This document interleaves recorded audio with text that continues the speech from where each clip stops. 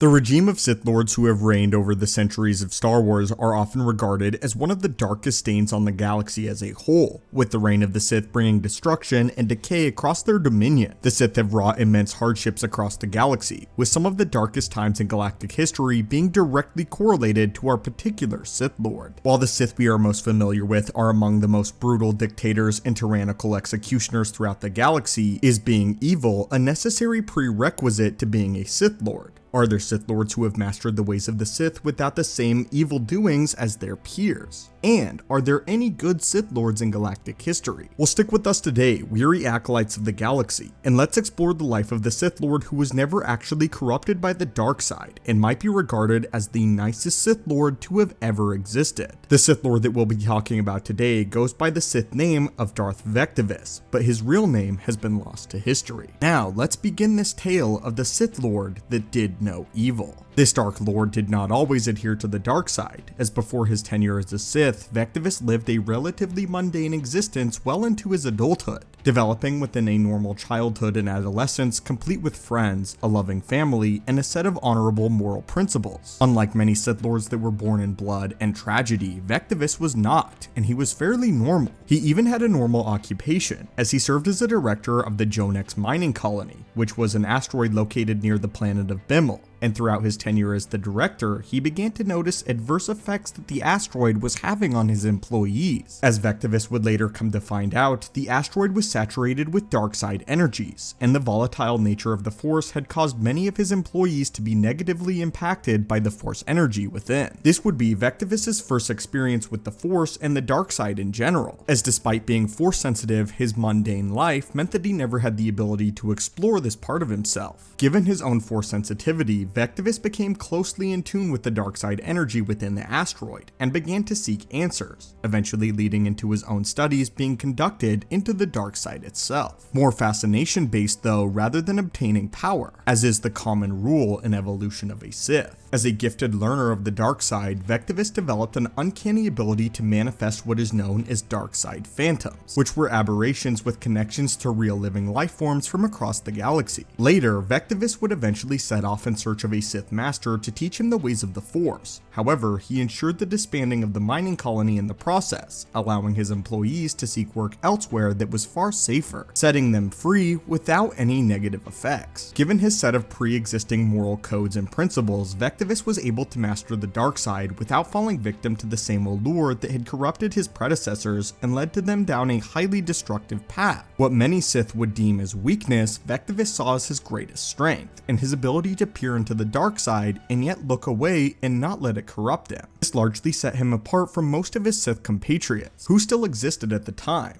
Rather than becoming obsessed with toppling the Jedi Order or developing an infatuation with galactic domination, Vectivus simply sought to study the power of the dark side and sit in relative peace where he could study the history of the Sith and their place in the wider galaxy, much like the Jedi seeking to understand, not corrupt, and dominate. However, unlike the Jedi, his fascination lay with the dark side, not the light. Eventually, Vectivus would return to his mining colony and construct his own palace within the heart of the asteroid, where he would conduct his studies throughout the course of his long life. But unlike many other Sith Lords, he was continually surrounded by friends, family, and loved ones, as he learned and practiced, not venturing into taking malicious acts against the inhabitants of the galaxy, living in relative peace. In essence, Vectivus wasn't truly evil. He was curious. He had a healthy social circle and interactions with the people that he cared for, both from his past life before his journey as a Sith Lord and friends that he had made more recently in life after succumbing to the darkness. While his physical form died centuries before modern Star Wars history, he had become so infatuated with the creation of Force phantoms that his connection with his own palace that he was able to preserve his consciousness after his physical death. While this practice seems eerily similar to Force ghosts of the Jedi, he was one of the first instances of a living creature being able to manifest their consciousness within the cosmic force. In a sense, learning how to become a dark side Force ghost, something that in canon is not possible. Although his effectiveness was fragmented and not particularly stable like a Force Ghost Jedi would be. While Qui-Gon would become the prominent pioneer of this feat and would pass it along to the likes of Master Yoda and Obi-Wan Kenobi, this took place centuries before any of them had risen to prominence as Jedi Masters. This is where Vectivus's consciousness would reside in relative peace for centuries to come, Well after the fall of the Galactic Empire and Return of the Jedi, Vectivus was still around and conscious, still living in peace and still studying the darkness. It wasn't until a Dark Lady of the Sith named Lumiya established residence in the former Sith Lord's palace that he was eventually returned in a form of a disembodied consciousness. Lumiya would set up her residence in the ancient castle, and use the ancient artifacts of Vectivus' legacy to further her own knowledge of the dark side. After discovering the lingering remnants of his spirit, Lumiya was able to use his own Force Phantom technique to effectively resurrect the mind and spirit of the late Vectivus in full, returning him to his former glory and former intelligence, as for centuries his intelligence had been deteriorating and he was falling deeper and deeper into nothingness. Lumiya's ultimate goal was to restore order to the galaxy by using a figure with power and stature of a Sith Lord, while still maintaining the proper moral compass to rule with more compassion than someone like Palpatine had. And with this new discovery, she was ready to enact her full plan. Lumiya lured 3 Jedi Knights of Luke Skywalker's Jedi Academy into the home and initiated her tactics. And it is here that it is believed in his long existence that Darth Vectivus encountered the Jedi for the very first time in his long life. He would first come into contact with Nilani Din, who had been separated from her colleagues Jacen Solo and Ben Skywalker, prominent and powerful students of Luke. Here, Darth Vectivus attempted to prod Din into killing him, ultimately even taking on a visual form of Palpatine in order to push her into breaking her own moral code, which the Jedi youngling never did. The reasoning behind this had to do with his state as one of the very Force Phantoms that he had worked to master manifesting. As Vectivus explained to the Jedi, Force Phantoms were machinations tied to living beings in the universe, and when one was destined to die, the other would soon follow. Since she refused not to only to kill him though, but the life form to which he was connected, he was left behind, as Din sought to reunite with her comrades. Unfortunately, Din would find herself killed by the young Jacen Solo, who had begun his descent into darkness under the guidance of Lady Lumiya, ultimately assuming his role as Darth Vectivus, and beginning his own reign as one of the most notorious Sith Lords of the era. Deep into his legacy as Vectivus, the legend of Darth Vectivus would once again surface when a Dark Jedi who had been in league with Lumiya by the name of Alim-Rar returned to the asteroid in order to further her use of the Phantom technique. The same technique used by Vectivus. By this time though, Lumiya had been defeated by Luke Skywalker, and Vectivus had become an established Lord of the Sith.